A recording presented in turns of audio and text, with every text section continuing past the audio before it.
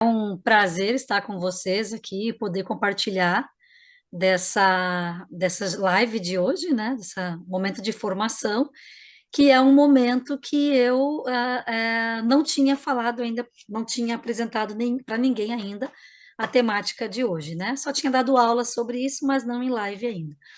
Então, eu sou diretora do Clube da Aprendizagem, que é um centro para o desenvolvimento de talentos e da criatividade, localizado aqui em São Leopoldo, na região metropolitana do Rio Grande do Sul. Sou especialista, sou psicopedagoga, sou especialista em educação inclusiva, em gestão escolar, trabalho também com, atuando dentro da questão das políticas públicas para superdotação, sou a idealizadora das conferências que foram realizadas pela primeira vez no Brasil no ano passado, e faço parte também, né, da diretoria do Combrasde, do Conselho Técnico da AGASD, que é a Associação Gaúcha de Apoio às Altas Habilidades ou Superdotação, e também do Conselho, sou secretária no Conselho Municipal, aqui de São Leopoldo, das pessoas com deficiência e superdotação, além de ser representante também do Combrage no recém-criado Conselho Municipal de Direitos Humanos também na cidade. Então, quem quiser conhecer um pouquinho mais da gente, as meninas que estão aqui, a Ângela e a Valquíria, a gente já se conhece, né? A gente já caminha juntas há um tempo. Então, eu quero compartilhar com vocês já o material que eu preparei para hoje, que eu acho que é algo assim essencial de nós estarmos realmente aprofundando a temática. E quando eu pensei na proposta em si, eu pensei exatamente, eu pensei que nome que eu vou dar para essa formação, e eu acredito que o que nós precisamos realmente é trabalhar na construção das emoções em equilíbrio, porque é isso que eu falo com os adultos, que eu faço, principalmente os adultos, né, que eu trabalho com identificação, eu sempre falo para eles, a gente precisa encontrar o ponto de equilíbrio entre as emoções e a cognição. Enquanto não houver um ponto de equilíbrio, nós realmente vamos estar aquém daquele potencial que nós podemos viver e manifestar, né? Deixa eu só ver como é que eu encurto aqui, para não ficar em cima das minhas lâminas aqui. Aí, deixa eu trocar aqui no cantinho. Então, ok, vamos para começar então a nossa formação, né? Eu vou trazer para vocês alguns pesquisadores que eu gosto bastante e quero que eles são os meus convidados, os nossos convidados e convidadas aqui nessa noite, né? Então, quero compartilhar, começando com algo que a Sabatella fala que eu acho excelente, que ela afirma assim, que os superdotados podem ser altamente motivados, bem ajustados, socialmente maduros, abertos a novas experiências, independentes, resilientes, possuidores de autoconceito positivo e tolerantes em relação à ambiguidade. Nossa, é o quadro da maravilha, né? Isso aqui é incrível, uma pessoa ser tudo isso, né? Mas a gente observa que tem uma vírgula e tem um mas. Mas também podem ser mais vulneráveis a dificuldades sociais e emocionais. Então, a princípio, nós vamos conversar exatamente sobre essa questão dessa vulnerabilidade emocional, que pode muitas vezes ser causado pela vulnerabilidade social ou também acadêmica, né? Então, quero começar com vocês. Eu vou compartilhar alguns relatos que estão no nosso canal do YouTube.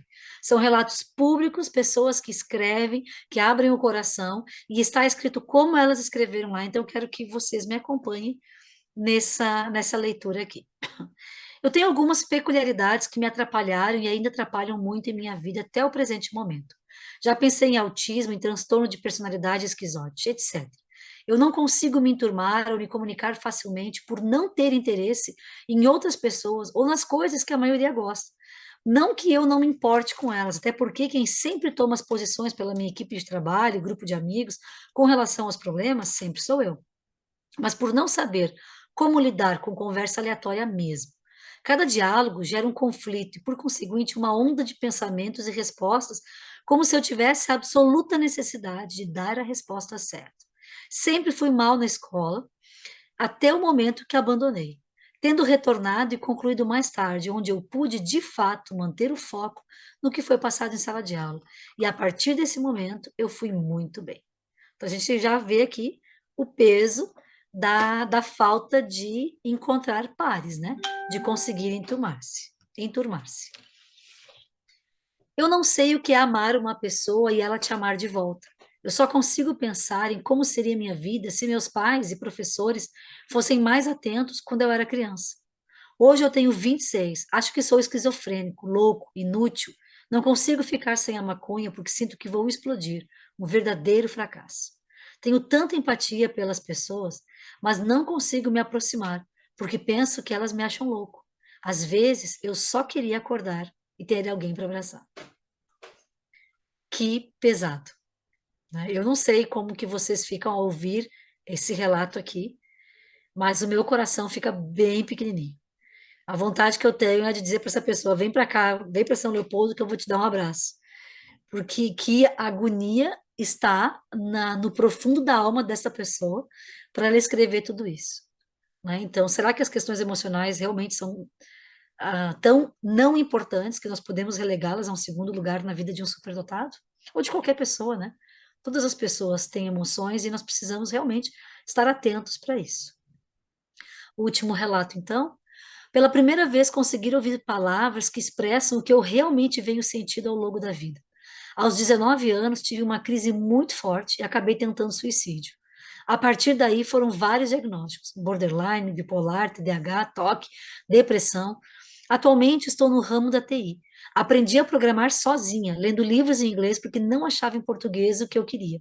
E achava os vídeos muito lentos. Sempre amei estudar por livros, porque eu podia seguir na minha velocidade. Já fui estudante de física, biomedicina, design e jornalismo. Só que todo mundo considera isso como algo muito ruim e instável. O modelo de sociedade atual não me contempla e isso me faz ficar triste. Tristeza essa que eu não posso expressar, senão acabo entupida de antidepressivos. Gente, esses três relatos são muito fortes. Todos eles a gente vê algo em comum: a falta de identidade, não saber quem se é, não ter ciência de quem essa pessoa é e de qual é realmente o potencial dela. E o que a gente vê muito também presente nos três é que a vida chega a ser um fardo. Então, nós precisamos realmente trabalhar muito a questão do desenvolvimento socioemocional da melhor forma, da forma mais sábia, com mais paciência consigo mesmo, com mais afetividade, com mais amor, com mais autorrespeito.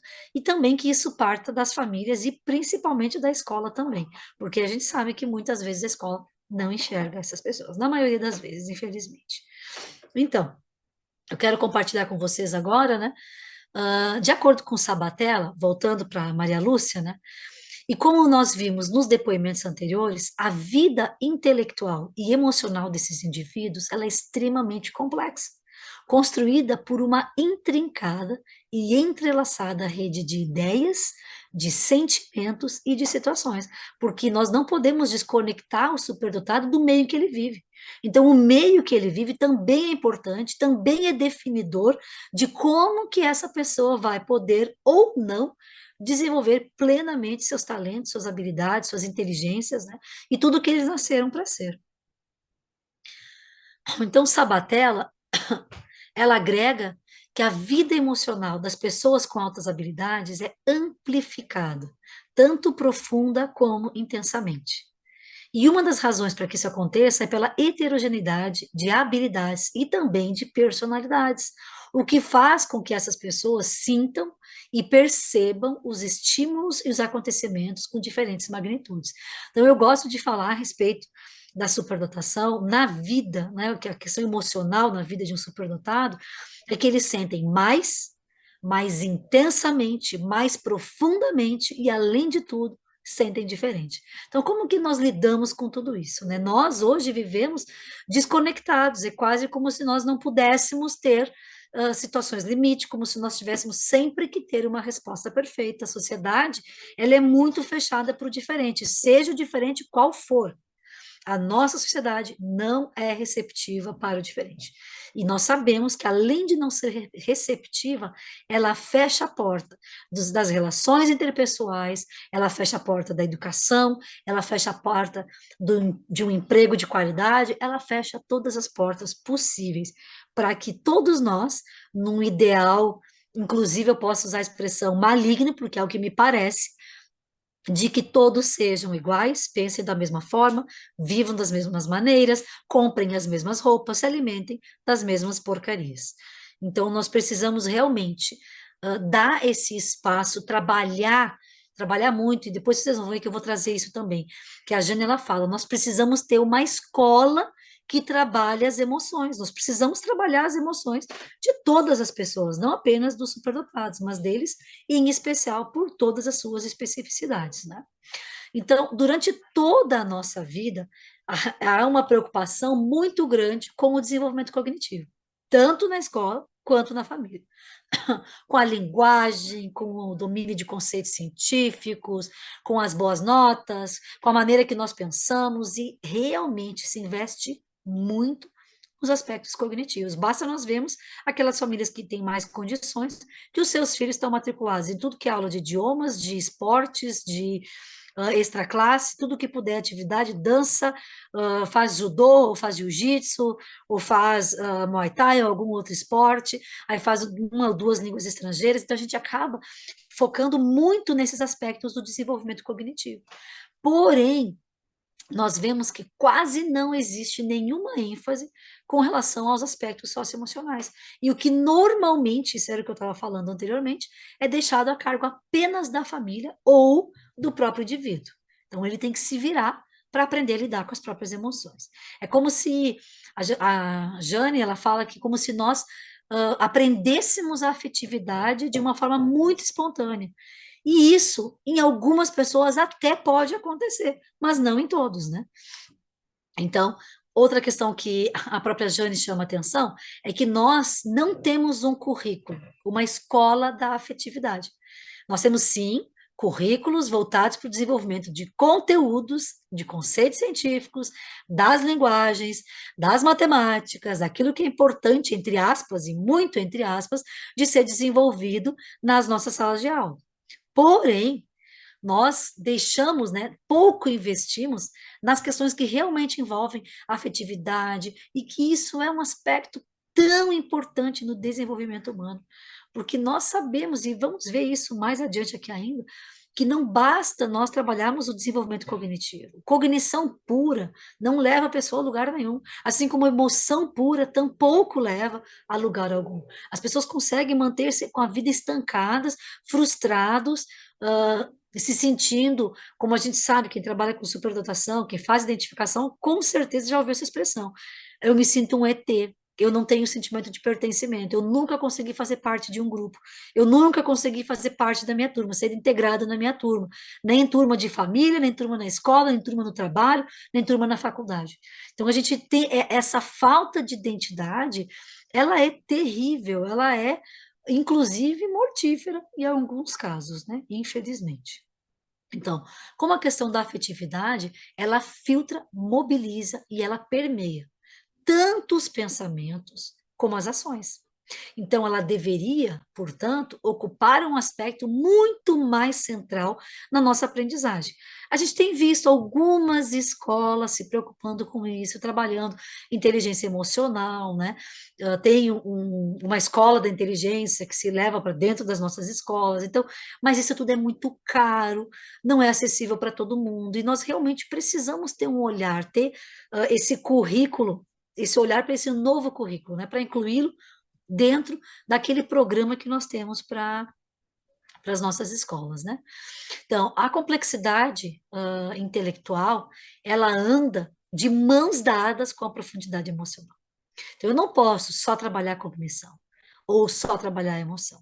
Realmente, a gente precisa considerar esses dois vieses e eles dando as mãos e se desenvolvendo, um potencializando o outro, da mesma forma, um balizando o outro em momentos que for necessários.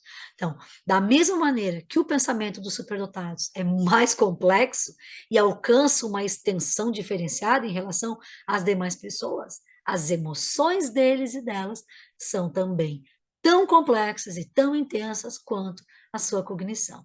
Então, precisamos realmente ter um olhar diferenciado. Então, Sabatella ela acrescenta que essa complexidade ela ocorre por conta da proporção e da intensidade emocional das pessoas com outras habilidades ao viver certas situações cotidianas, reagindo de uma forma muitas vezes desproporcional, obviamente, do ponto de vista das demais pessoas. Então, é aquilo que a gente fala, né, da sobrecitabilidade, que no Brasil, muito recentemente, tem se estudado a questão da sobrecitabilidade. Então, eu gosto de usar uma expressão, sempre que eu faço a identificação, eu explico para as pessoas o que é a sobrecitabilidade, né? Falo sobre isso, explico qual é a condição, e a gente tem uma tendência, não sei se vocês já perceberam isso, a enxergar a sobrecitabilidade quase como um defeito. Nossa, que droga, eu tenho isso. Eu já ouvi de um aluno meu essa expressão. Ô, prof, eu preferia que tu tivesse dito que eu tinha algum tipo de psicopatia do que ouvir que eu tenho sobrecitabilidade. Veja exatamente um exemplo agora dessa intensidade emocional, desse exagero. Então, o que que será? O que que é mais difícil de lidar? Uma psicopatia ou uma sobrecitabilidade? Né? Então, a gente vê que realmente como nós precisamos ajudar essas pessoas a desenvolver a sua inteligência emocional, ao seu desenvolvimento socioemocional de uma forma plena, respeitosa, valorizando todos os seus talentos, potencialidades, trabalhando realmente quem eles são e o potencial que eles têm a demonstrar para a nossa sociedade. Então, a autora, ela ressalta que os problemas e dificuldades são os mesmos vividos por qualquer pessoa. Por quê? Porque quando nós falamos de questões emocionais, todos nós somos seres que têm questões emocionais a lidar. Alguns mais em uma área, outros mais em outra, mas todos nós somos, porque afinal de contas não somos robôs, somos seres humanos. Mas nós sentimos, né, de forma diferenciada. Então, e isso é o que acontece com as pessoas com essa condição. Então, eles são sentidos de forma diferenciada em relação ao quê? Principalmente a importância que eles dão para cada situação vivida e a intensidade com a qual essa situação é experimentada por essas pessoas. Então, quando nós vamos lidar com uma criança, um adolescente ou até um adulto superdotado, nós precisamos levar isso aqui em consideração. Para quando uma criança tiver, vou dar outro exemplo aqui de uma questão emocional, quando um adolescente, esse caso aconteceu com uma adolescente, no ensino médio, entrou uma lagartixa na sala de aula, a professora tinha medo, e ela falou: ai, mata esse bicho. E um aluno foi lá e matou. E essa aluna, essa outra aluna, se desesperou. Por quê? Porque cometeram um assassinato na sala de aula. Mataram uma lagartixa. Então, a inteligência naturalista dela é muito grande.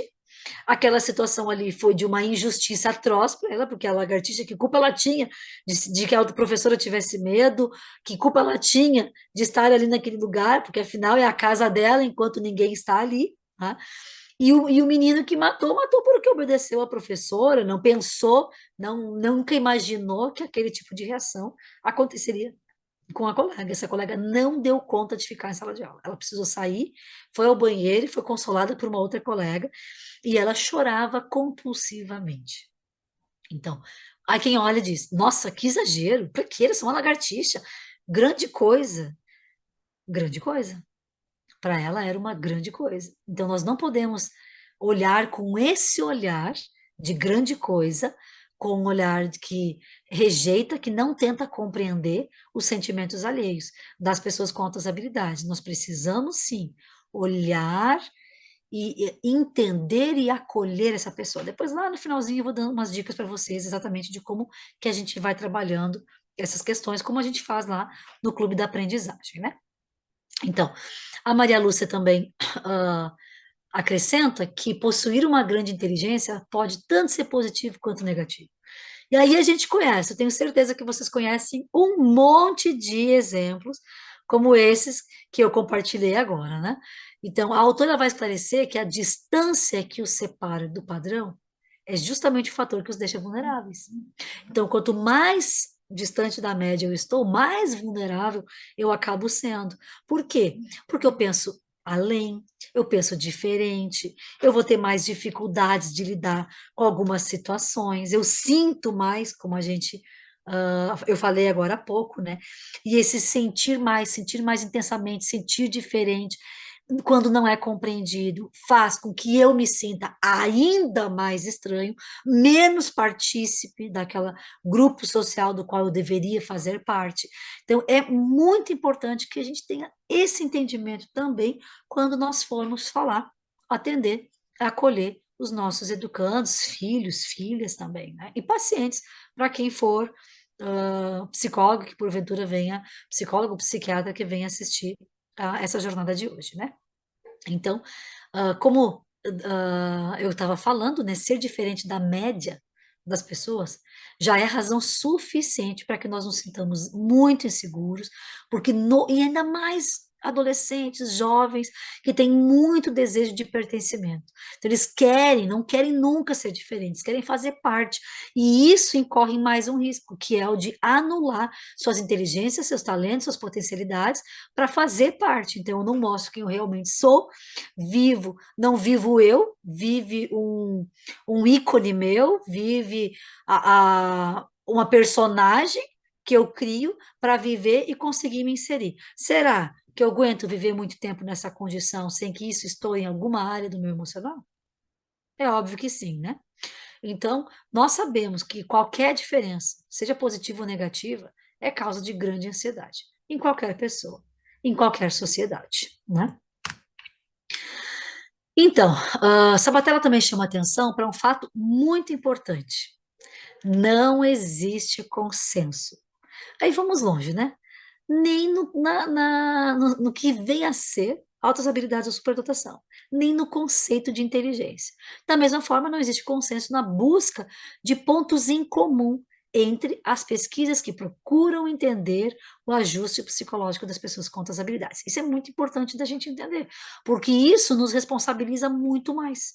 Por quê? Porque vai implicar na necessidade de que nós avaliemos, nós, quem está trabalhando com essa pessoa, em que proporção a pessoa com a qual eu estou trabalhando, seja ela criança, adolescente ou adulto, em que proporção ela vê uma situação, que proporção ela recebe essa situação, ela sente essa situação, e de que proporção ela vai explorar, e também precisamos estar atentos de que forma cada educando, educanda, cada adulto, cada paciente vai precisar se envolver naquela situação em si, para fazer com que o trabalho dele ou dela seja validado. Por quê? Porque eles têm uma autocobrança muito grande. Então, nós precisamos também estar atentos a isso. Um perfeccionismo que chega a causar mais dores do que a própria vida já causa por não serem compreendidos. Então, essa incompreensão, muitas vezes, já nasce dentro deles. E é mais uma razão para nós estarmos atentos a isso também, né? Então, a Sabatella traz uma questão também que eu acho interessante. Diante da pergunta, o que é ser superdotado? Será que é fácil responder essa pergunta? A gente consegue, assim, rapidamente dizer? É tão complexo responder isso, né? Então, a autora ela esclarece que muitos nunca saberão, pois é impossível para indivíduos comuns saber entender e avaliar o alto nível de consciência, de sensibilidade, de curiosidade, de intensidade e, da mesma forma, o altíssimo nível de sofrimento que eles podem ter em cada situação vivida no seu dia a dia. A gente nunca vai conseguir entender. Plenamente? Jamais. E às vezes eles não conseguem nem explicitar para nós o que exatamente eles estão sentindo. E aí a gente entra numa das características da superdotação, que é ter emoções complexas. Se as emoções são complexas, como que tu pede para uma criança de 4 anos explicar para ti por que ela está fazendo aquela birra por uma coisa que vocês acham que é irrelevante? Mas ele está sofrendo tanto e a gente acha que é birra. E não é birra. É dor real. É apego real. É um sentir real. E nós precisamos realmente estar muito, muito, muito atentos a isso. Eu gosto dessa analogia que a Sabatella faz, e eu inclusive me apropriei dela na escola, e especialmente quando eu falo com famílias, né, com pais. E o que ela diz? Assim, ela faz uma analogia que as crianças, adolescentes, São como blocos de joguinhos, né? Como pinos quadrados, tentando ser encaixados em orifícios redondos. Obviamente que não vai caber. E eu gosto desse exemplo, eu digo assim, ó, da mesma forma, são retângulos tendo que ser encaixados em quadrados, são triângulos tendo que ser encaixados em círculos, ou círculos em triângulos. Vai ter poda, vai ter quebra, vai ter disrupção, vai ter dor. E tendo dor, nós precisamos estar atentos. E, de preferência, evitar que essa dor aconteça, né? O máximo que for possível. Por isso que eu acredito que a grande questão, talvez o fator mais importante que nós precisamos ter, pessoas que trabalham com superdotação, é a sensibilidade. Mesmo que nós não entendamos, nós não precisamos entender. Realmente, essa frase é muito importante. Nós não precisamos entender, nós precisamos acolher. Isso faz toda a diferença. E mostrar para eles que, mesmo que nós não estejamos conseguindo entender, que nós estamos do lado deles. Isso faz absoluta diferença na vida das pessoas com outras habilidades, não importa qual seja a idade delas, né? Vamos lá. As capacidades intelectuais, normalmente. Opa, passei uma lâmina aqui sem querer. Normalmente, elas não são compatíveis com o modo de sentir e o nível emocional que isso acontece nas pessoas com outras habilidades. Por quê? Porque ser inteligente não significa necessariamente ser mais feliz, seguro, mais saudável, mais bem-sucedido e adaptado socialmente. É possível? Claro que é, mas não significa necessariamente. E é isso que é importante nós temos aqui a atenção. No entanto, ser inteligente também não significa ser uma pessoa difícil, ansiosa, hiperativa, cheia de problemas, sensível demais, neurótica, com toque, com um monte de outras questões. Também não significa. Ser uma pessoa com capacidades intelectuais acima da média significa necessitar um olhar diferenciado. E é isso: atendimento diferenciado e olhar diferenciado. Então, vejamos o que a autora acrescenta, né? De nada nos serve ter habilidades excepcionais se a pessoa com superdotação não conseguir fazer uso delas para ser feliz e realizada na vida, porque talvez somente uma pequena fração das habilidades para prosperar dependa da capacidade intelectual. Isso aqui também é uma chave muito importante de nós pensarmos. E aí volta para o que a Jane Chagas falou. Nós precisamos de escolas de afetividade, ensinar as pessoas como alcançar os seus objetivos, como conseguir moderar as coisas, como conseguir pautar as suas emoções, a sua cognição de uma forma equilibrada. E isso não é espontâneo. Ninguém nasce sabendo isso. Nós precisamos realmente aprender sobre isso. Então, vejamos, na intensidade de seus sentimentos e consequências que ocorrem pela falta de entendimento, os superdotados são muito diferentes. Uns vão administrar bem, vão superar as diferenças de uma forma mais fácil, mais tranquila. E, em contrapartida, outros vão se sentir isolados, alienados, estranhos, consequentemente rejeitados, e aí vem aquele sentimento de ET, né? De não pertencimento, que é tão doloroso para qualquer pessoa, porque afinal nós somos seres que vivem em sociedade, né? Então, é necessário, para descrever as características individuais promotoras do desenvolvimento socioemocional, entender que as pessoas são responsáveis pelo próprio desenvolvimento emocional. Vejam bem. Então, que pessoas são essas? A própria pessoa em si, a sua família, os seus educadores e os seus terapeutas. Então, é um grupo todo que é responsável. Quando a criança é muito pequena, obviamente ela é imatura. Por ser imatura, não vai saber lidar. E aí entra o papel dos pais e dos educadores, de trabalhar com essa criança quando ela tiver alguma situação que vai além, que ela não consegue lidar, precisa trabalhar a compreensão daquele sentimento que ela está tendo, a compreensão daquilo que ela está vivendo, né? E como lidar com aquilo, como vencer aquilo, como superar aquela dor. Então, a Jane Chagas Ferreira, ela também fala que as características individuais alteram a forma, a força, o conteúdo e a direção do desenvolvimento humano. Porém, não simultaneamente são produto contíguo interativo dele. Então, veja bem, é um processo que se retroalimenta nas nossas vidas. Então, dessa maneira, a autora ela acrescenta que os padrões de atividade e as relações interpessoais em um ambiente específico, elas podem ou encorajar ou inibir a expressão de certas características, de certos talentos, de certas habilidades, de certos dons e de certas inteligências. Então, a gente pode ampliar isso aqui ao máximo. E aí nós vemos informações que são tão relevantes. Hoje, por exemplo, nós temos pouquíssimas pessoas identificadas no Brasil com a condição de altas habilidades ou superdotação. Pouquíssimas. Em termos de educandos, nós temos 0,04% pelo último censo. Não o anterior é 0,05. Esse agora está pior, né? Está 0,04. Então, nós temos esse número. Hoje, pesquisas têm apontado que menos de 5% das pessoas identificadas com a condição de superdotação alcançam sucesso na vida. E quando a gente fala de sucesso, não é ser rico, famoso, é sentir-se realizado, pleno, feliz, ter prazer na vida. Então, nós temos menos de 5% das pessoas identificadas. E sabendo que nós temos números diversos, né? Temos autores que falam de 10%, 20%, 30%, né? Rizzoli fala em torno de 30% das pessoas da nossa sociedade têm o comportamento de altas habilidades em alguma área do conhecimento ou do talento humano, pelo menos. Então, a gente tem muitas pessoas. Então, as questões emocionais, elas acabam sendo um peso muito maior na vida dessas pessoas que corroboram para que elas não sejam, não apenas não identificadas, mas também não atendidas, não valorizadas, não potencializadas. E tudo isso significa o quê? Talento mofando.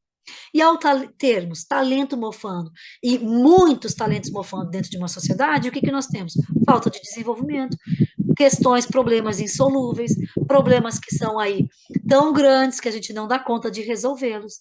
Então, por isso é essencial que nós tenhamos, volto para aquela palavrinha-chave, sensibilidade. Sensibilidade para lidar com essas crianças, com essas pessoas, né? Não só crianças.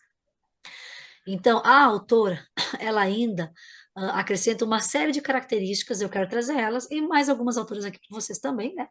Que nós podemos vincular essas características, então, ao desenvolvimento socioemocional das pessoas com altas habilidades. Então, vamos lá. Por conta da complexidade intelectual e da sensibilidade emocional, são mais intensos em seus posicionamentos. Então, é aquele quadro das pessoas que elas não voltam atrás, elas não retrocedem naquilo que elas acreditam, a não ser que seja muito argumentado com eles. Então, por que que isso acontece? Fatores emocionais. Além disso, tem maior capacidade para responder a estímulos diversos, tanto internos quanto externos, de maneira simultânea. Então, dá conta de fazer mais de uma coisa ao mesmo tempo. Fatores socioemocionais que corroboram para isso. Além disso, buscam a perfeição em tudo que se envolve e que se motivam a fazer. Lembra do perfeccionismo? Só que o perfeccionismo pode e muitas vezes está nessa condição de ser exagerado e de trazer mais fardo e mais peso para a vida da pessoa.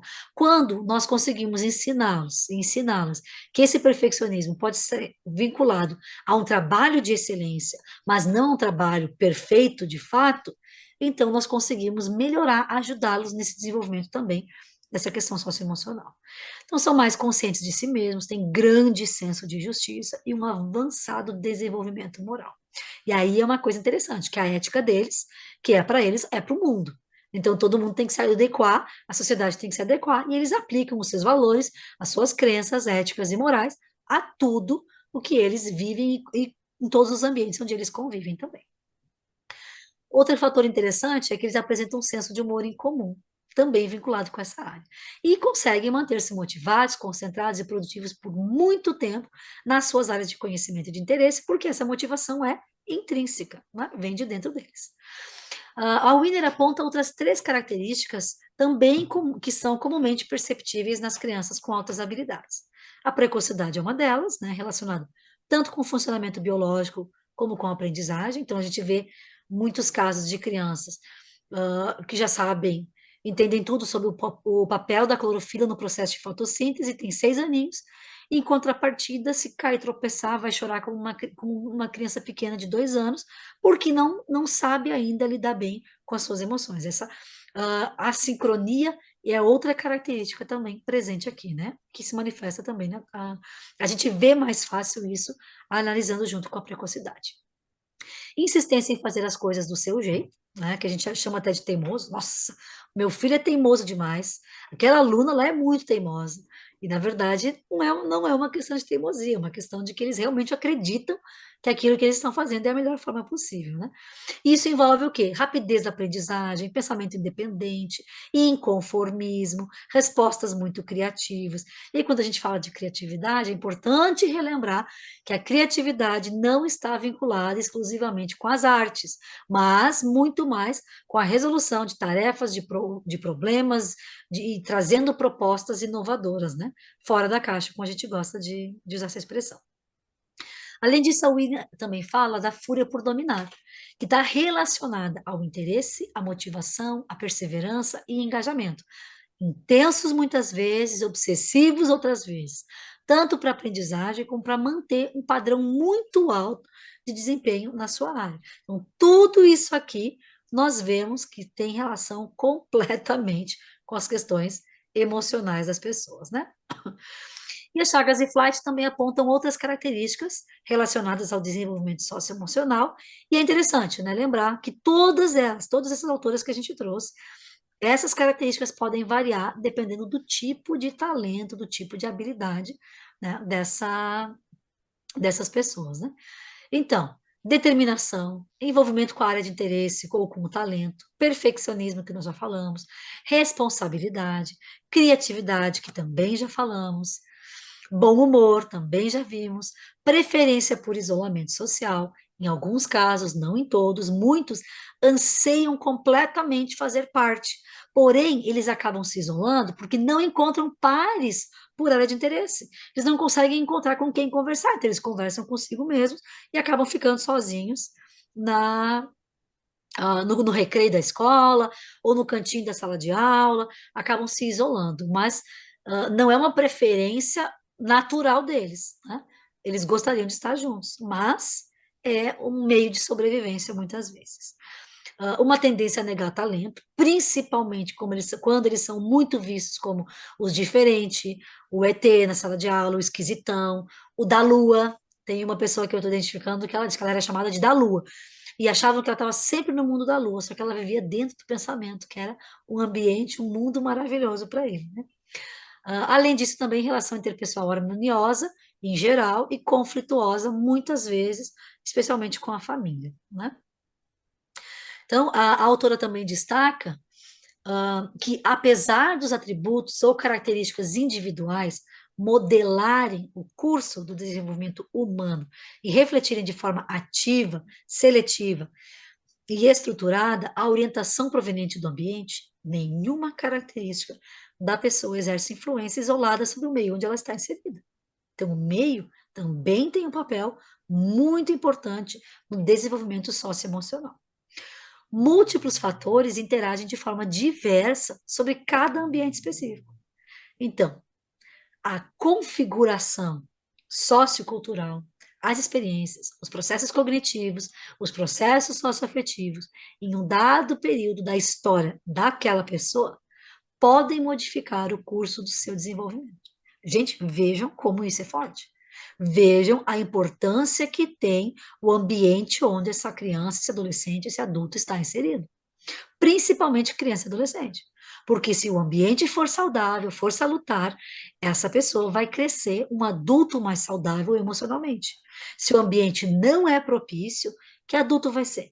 Vai ser aqueles adultos, eu uso essa expressão muito frequentemente, inclusive nas nossas lives, já quem acompanha já ouviu eu falar várias vezes sobre isso. Os adultos que eu faço identificação, eles sempre chegam absolutamente quebrados.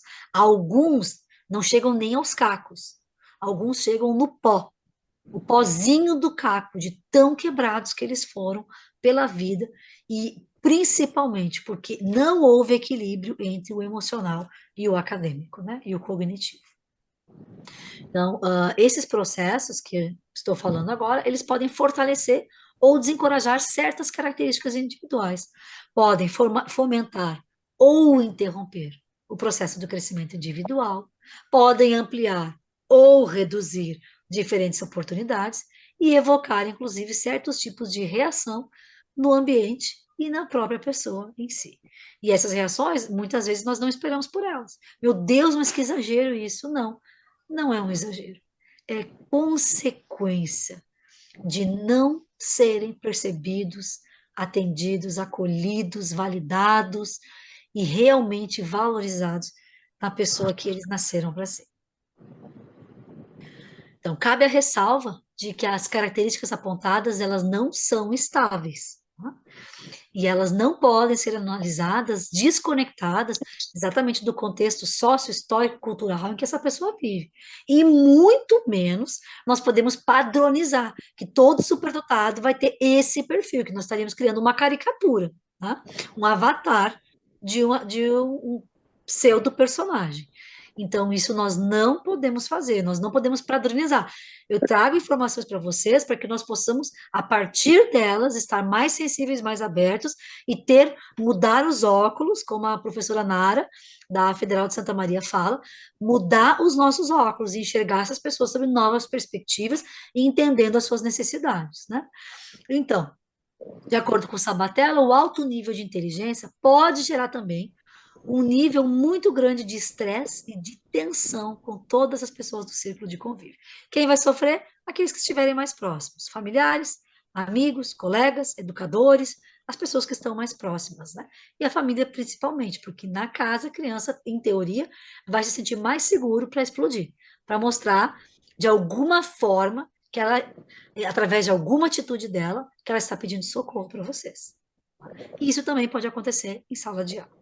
Então, na maior parte das vezes, as pessoas elas não conhecem as suas necessidades intelectuais e tampouco a sua intensidade emocional. Por isso eu volto, precisamos ter uma escola da afetividade, uma escola que ensina desenvolvimento socioemocional para as nossas crianças e adolescentes. E a Sabatella também vai chamar atenção para o fato de que muitas pessoas superdotadas não vão demonstrar que precisam de ajuda. Vão estar lá quietinhos no canto da sala de aula, tirando seu 8, seu 9, seu 10, e aparentemente está tudo certo com eles. Mas quando nós nos aproximamos e damos espaço para que eles falem, aí nós nos assustamos com aquilo que nós ouvimos, com as angústias, com os anelos e até mesmo com os desesperos que ardem no coração dessas pessoas. Então, agora, chegando já quase no finalzinho aqui, eu vou apresentar para vocês algumas sugestões relevantes e bastante significativas que funcionam muito lá no Clube da Aprendizagem, que é a nossa escola para superdotados, né? Então, o que é importante a gente entender e trazer isso para o nosso dia a dia? Cada ser humano é diferente do outro e não precisa ser tratado com direitos iguais. Eu detesto essa expressão, direitos iguais. Eu não quero direitos iguais, eu quero equidade, para que os talentos individuais daquela pessoa sejam percebidos, valorizados e potencializados. Então, essa é uma palavra da vez, nada de direitos iguais. E a gente ouve muito isso, principalmente nas escolas. Os professores, mas se eu faço para um, eu tenho que fazer para o outro. Não, tu tem que fazer para aquele o que ele precisa e para o outro o que o outro precisa. Esse é o caminho certo, né? Então, diante de situações em que a pessoa superdotada se desequilibre ou se desestruture emocionalmente por alguma razão, a primeira coisa a ser feita é acolher sem julgamento. Não interessa se ela está certa ou se ela está errada, é acolher. Acolhe, diz, olha só, não sei o que aconteceu, mas eu tô vendo que tu tá muito triste, ou tu tá muito irritado, ou tu tá muito nervosa, tu tá muito brava, ou tu tá muito furiosa. Vem cá comigo. Só traz pra junto. Vamos respirar, vem cá. Vem sentar aqui na minha sala. Vamos ali tomar uma água. Vamos dar uma volta. Acolhe. Acolhe. Só acolhe. Até que comece a se acalmar. E a pessoa superdotada também vai precisar ser validada tanto no seu sentir quanto no seu pensar. E ela precisa perceber que ela não está sozinha e que pode confiar no teu apoio, na tua presença. Então, mesmo que não entenda, diga para ela: eu não estou conseguindo entender Por que que tu ficou com tanta raiva? Mas eu tô aqui do teu lado, eu quero que tu perceba que eu estou contigo, tu não vai passar por esse momento sozinho, então acolhe e valida. Eu sei, não consigo entender o tanto que que isso tá doendo em ti, mas eu sei que está doendo, e por saber que está doendo, conta comigo, né? Isso é faz muita diferença na vida dessas pessoas. Então, elas também precisam ser atendidas nas suas necessidades cognitivas e emocionais. Não basta atender só no cognitivo, precisa atender no emocional também. Na escola nós temos desenvolvimento de várias oficinas, são 4 por dia, mas na semana nós também trabalhamos com as questões de desenvolvimento da inteligência emocional. Também precisamos abrir espaço para diálogo com as pessoas, para que que nós consigamos ajudá-las a se sentirem mais confiantes, a acreditarem mais em si mesmos, nos seus talentos, além de permitir que eles falem sobre seus sentimentos. No início desse ano, nós tivemos um menino, 10 aninhos, e nós começamos a trabalhar com eles justamente algumas questões emocionais. Aí perguntamos: o que que é o teu projeto de vida? O que que é o teu sonho? O que que tu pensa lá na frente? A resposta do menino: eu vou ser um fracassado. Olha, 10 anos. E dizer que ele vai ser um fracassado? Por que que ele diz que ele vai ser um fracassado? Porque a família dele é muito carente. Ele é um aluno bolsista na nossa escola. A família é muito, mas muito carente. Mora num bairro extremamente carente. Os seus vizinhos são carentes. O que ele enxerga é carência. Então, para que serve toda aquela inteligência que ele tem dentro dele? Para nada. Se ele vê outras pessoas que são inteligentes fracassadas, usando a expressão que ele disse, não a que eu acredite, então nós precisamos realmente dar espaço. E a gente começou a trabalhar com ele, não. Tu não é um fracassado. E tu não vai ser um fracassado, porque dentro de ti existe o potencial que vai te tirar desse meio. Só que nós precisamos encontrar onde ele está, descobrir quem ele é, dar vez e voz para ele e potencializá-lo. Então nós precisamos, se nós não dermos espaço, como é que nós vamos descobrir o que eles têm a dizer? Como é que vamos descobrir o que está angustiando o coração deles, né? Outros fatores importantes são as aulas enriquecidas. Nós precisamos garantir isso dentro da nossa sala de aula. E isso certamente vai oferecer um espaço propício para a manifestação dos talentos, inclusive de alunos que a gente nem imagina, né? E ainda para o surgimento de um ambiente em que eles possam ser mais felizes, mais realizados. Porque uma das grandes dores dos superdotados é que a sala de aula é enfadonha, é extremamente chata. Ou um menino que é nosso, a mãe deu relato hoje que ele já não aguenta mais a escola regular dele, que a nossa é de extra classe. E ela mandou assim a mensagem me pedindo ajuda para orientar essa escola a fazer o PEI para esse menino. Porque ele disse: mãe, eu fiz tanta coisa na escola hoje e eu não aprendi nada. Ele estava furioso por não ter aprendido nada. Então, onde está a alegria desse menino em ir para a escola? Não existe. Agora, lá no clube da aprendizagem, ele adora, super feliz, super motivado, faz tudo com uma excelência incrível. Será que ele mostra essa excelência na sala de aula regular? Eu duvido, porque ele não se sente motivado. Então, mais uma questão importante também, propor projetos nas áreas de interesse ou de talento desses educandos também fará com que eles se sintam mais plenos e realizados. Além de permitir, nós precisamos fazer isso, gente, permitir que eles sejam protagonistas do seu processo de ensino e aprendizagem. Eu não conheço projeto político pedagógico das escolas que não fala isso. Que os alunos sejam protagonistas do seu processo de aprendizagem. É uma grande balela na vida real das escolas. Nós não damos oportunidade nenhuma deles serem protagonistas. Nós fazemos um planejamento pronto, fazemos aquilo ali. Muitas vezes o planejamento é baseado unicamente no livro didático que a escola adota, e é aquilo ali que é feito, sem sair muito nem para a direita nem para a esquerda, porque afinal o professor tem 15 turmas para dar conta, né? Quem é diário. Então, ou mais, né? Eu cheguei a uma fase na minha vida que eu tive 28 turmas de língua espanhola, que é a minha área original, lá atrás, né? Minha primeira formação. Então, se nós não dermos espaço para eles serem protagonistas, nós não vamos ver nem desenvolvimento de aprendizagem, nem desenvolvimento socioemocional dessas pessoas tão incríveis e maravilhosas. Tá?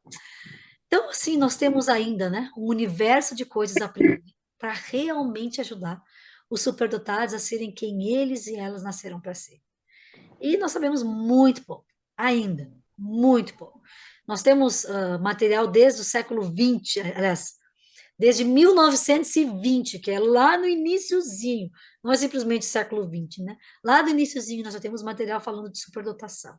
Nós ainda não sabemos absolutamente nada, nada a respeito dessa área. Precisamos aprender muito e precisamos ajudar os superdotados a serem quem eles realmente nasceram para ser. Isso é a essência.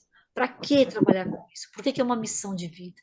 Para que eles possam ser como esse menino dessa carinha faceira, linda, maravilhosa, alegre, tendo ideias, que eles possam sentir que ter ideias é bom, que ter ideias é legal, que a sociedade está pronta para receber as ideias inovadoras que eles e elas têm. Então, nós precisamos realmente colocar o nosso coração e a nossa sensibilidade em ação. E somente dessa maneira nós vamos conseguir mudar a vida de muitos deles, muitas delas. E aí a minha pergunta para vocês: quem está disposto? Quem está disposta a fazer parte desse movimento, né? Então, aqui eu trago para vocês algumas referências, sugiro que vocês tirem um print da tela aqui, que foram utilizadas para essa nossa formação de hoje, né? Uma formação meio de flash, mas agradeço muito vocês pela oportunidade de poder compartilhar um pouquinho daquilo que nós temos feito lá no Clube da Aprendizagem e que tem funcionado, tem se mostrado realmente muito, muito eficiente. E mais uma vez eu repito, né?